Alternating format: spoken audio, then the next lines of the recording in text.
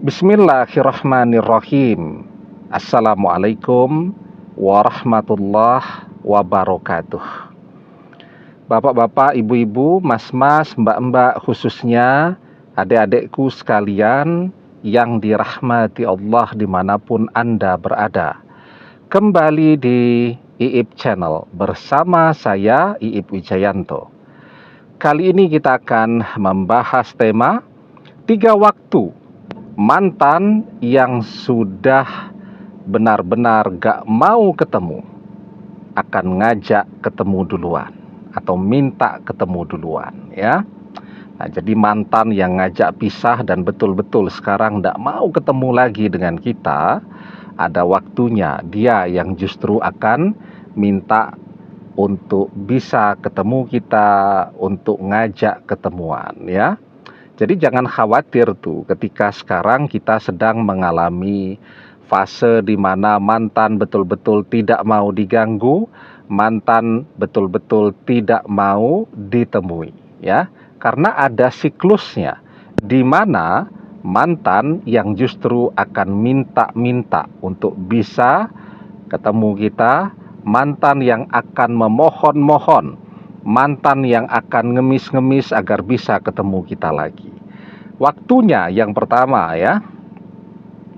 Ketika rasa rindu itu muncul di dalam hati mantan, biasanya orang yang ngajak pisah duluan itu akan kangen duluan kepada orang yang dia ajak untuk berpisah.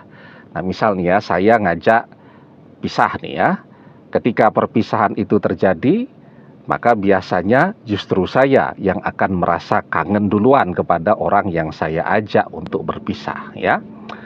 Jadi itu siklus yang sangat natural, alami dan manusiawi. Semua orang mengalami yang seperti itu.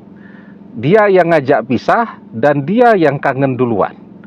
Nah, jadi ada rasa kangen itu yang masih bisa dikendalikan dengan baik, ya. Tetapi ada juga kerinduan itu yang betul-betul tidak bisa dia kendalikan lagi, tidak bisa dia tahan. Cuman satu, obatnya kangen, yaitu ketemu. Nah, jadi yang namanya rasa kangen itu muncul, itu alami. Semua orang akan mengalami itu. Biarpun perpisahan itu terjadi dengan keras, ya, pakai pertengkaran, teriak-teriak dan seterusnya. Nah, tetapi ketika orang tidak bersama lagi, orang yang dia ajak berpisah itu tidak berusaha untuk mendekati dia, rasa kangen itu akan muncul secara alami. Apalagi kalau tadi muncul secara alami, mungkin rasa rindu itu masih bisa dia kendalikan. Dia mengobati rasa kangen itu cukup dengan melihat rumah kita, cukup dengan melihat tempat kerja kita, cukup dengan melihat mobil atau kendaraan yang biasa kita gunakan, atau melihat kita dari kejauhan, ya. Tetapi ketika rasa rindu itu tidak bisa dia kendalikan lagi, ya mungkin dia akan datang bertamu, ya. Dia akan nunggui kita pulang kerja dan seterusnya. Intinya dia mau ketemu, ya. Nah, jadi bagaimana caranya agar dari kangen yang masih bisa dia kendalikan jadi kangen yang tidak terkendali? Nah, itu yang paling penting sekarang. Jadi misal nih, ya, laki-laki ini punya mantan kan. Nah, mantan ini ya tetap seperti mantan yang kita kenal dulu begitu kan. Ya, cantik, ya biasa begitu-begitu saja. Kangen, itu rasa kangen bisa dikendalikan karena tidak ada perubahan apapun, ya. Jadi ya kangen, tapi lihat fotonya, oh ya sudah. Misal dia posting sesuatu di TikToknya, ada videonya, oh dia seperti ini sekarang, ya sudah, selesai. Tapi ketika nih, ya, misal laki-laki nih, ya, melihat mantannya tambah cantik, tambah menarik, tambah menggoda, ya, tambah luar biasa lah. Nah, itu tuh yang kemudian membuat rasa kangen itu tidak terkendali lagi, ya. Jadi orangnya tetap sama, tapi kecantikannya bertambah. Orangnya tetap sama, tapi pesonanya yang luar biasa. Nah itu kangennya itu. Ibarat kata itu bisa sampai ngeces itu.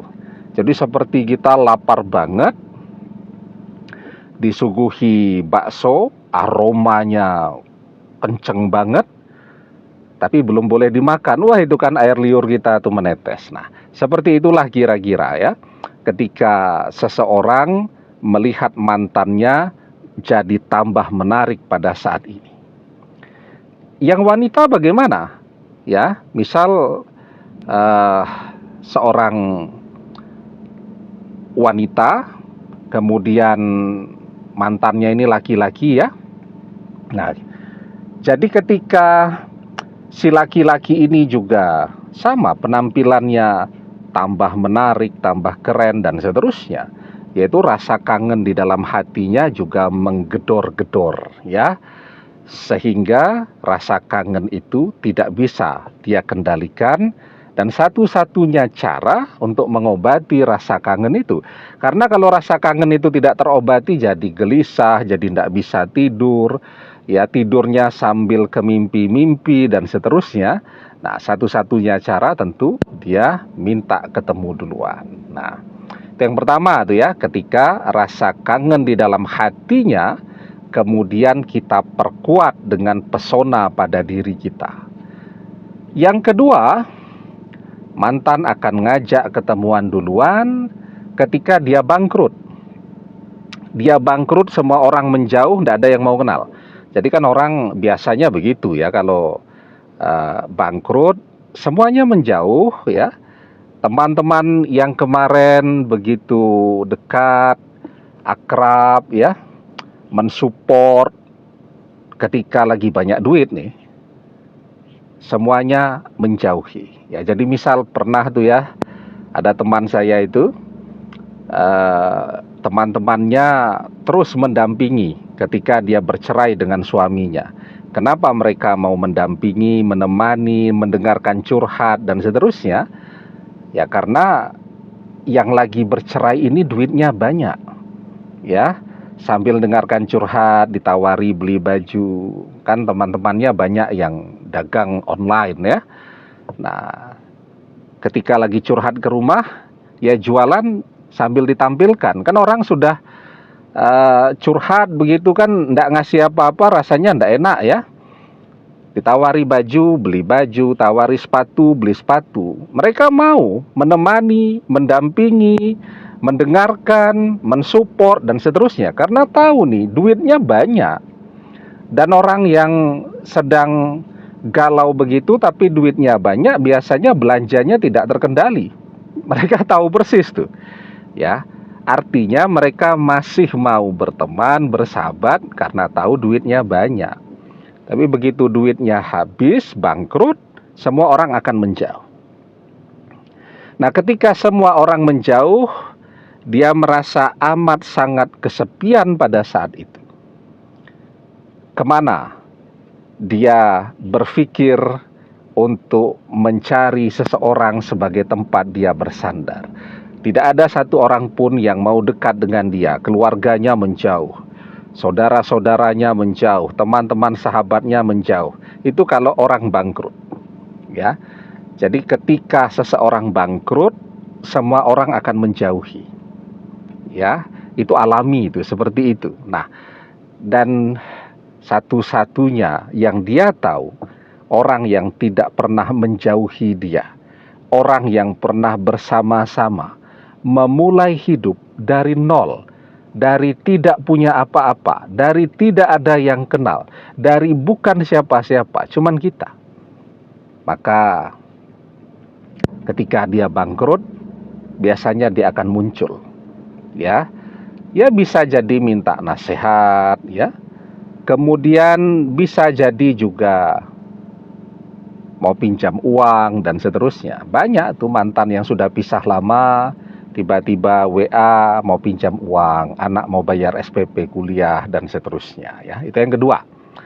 Nah, yang ketiga, mantan akan ngajak ketemuan duluan ketika tahu pada saat ini bahwa kita sukses, ya, kita berhasil, kita kaya, kita bisa memanfaatkan perpisahan itu, kesendirian itu untuk meraih impian-impian kita.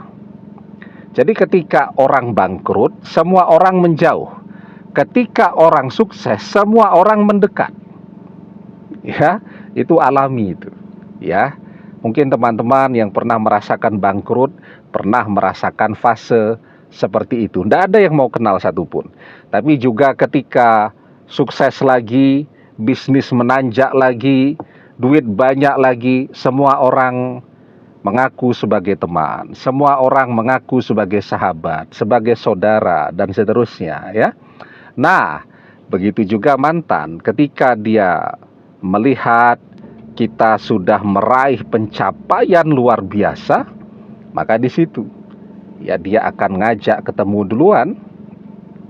Rugi kan zaman sekarang, daripada ya nyari pasangan baru yang belum tahu kaya betulan atau kayanya dari berhutang, kan lebih baik dia kembali kepada kita yang dia tahu. Kita apa adanya. Kalau kita lagi sukses, ya yang kita posting itu. Ya kalau kita sedang tidak punya uang, tentu kita tidak akan bercerita tentang kesuksesan kita. Dia tahu siapa kita, ya. Jadi kalau kita bilang kita sukses, artinya kita sukses, ya. Kalau dia lihat kita mapan, artinya kita mapan. Dan kita tidak punya hutang, karena mantan tahu kita orang yang tidak suka berhutang. Nah, jadi itu 3 waktunya ketika mantan yang sudah tidak mau ditemui atau ketemuan, justru ngajak ketemu duluan. Ya, jadi intinya itu adalah rasa kangen dan butuh. Nah, jadi sekarang rasa kangen tadi bisa diperbesar, ya, dengan meningkatkan pesona kita. Maka saya selalu bilang, kalau perpisahan terjadi, jangan nangis-nangis, karena nangis terus itu membuat kita terlihat lebih tua. Ya, jangan kurang istirahat dan seterusnya.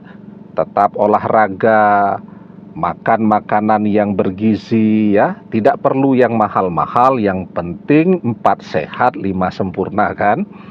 Kemudian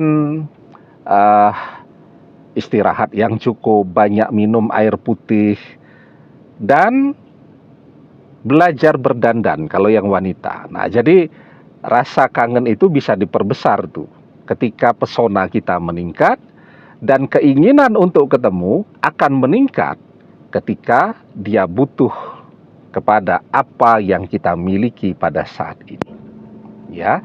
Dan itu bisa kita capai dengan kerja keras. Karena itu kesendirian itu jangan waktu itu dihabiskan dengan meratapi perpisahan. Karena mantan tidak akan kembali kepada kita kalau kita meratapi perpisahan itu saja. Mantan akan kembali kepada kita ketika tadi melihat pesona kita yang luar biasa, melihat sukses kita yang luar biasa. Dan kuncinya sekarang kerja keras. Manfaatkan waktu kita yang banyak untuk kerja keras. Wa alaysa lil insani illa masya'a. Dan bahwasanya seorang manusia tiada memperoleh selain apa yang telah diusahakannya. Demikian, semoga bermanfaat. Wallahu a'lam bissawab, billahi taufik wal hidayah. Assalamualaikum warahmatullahi wabarakatuh.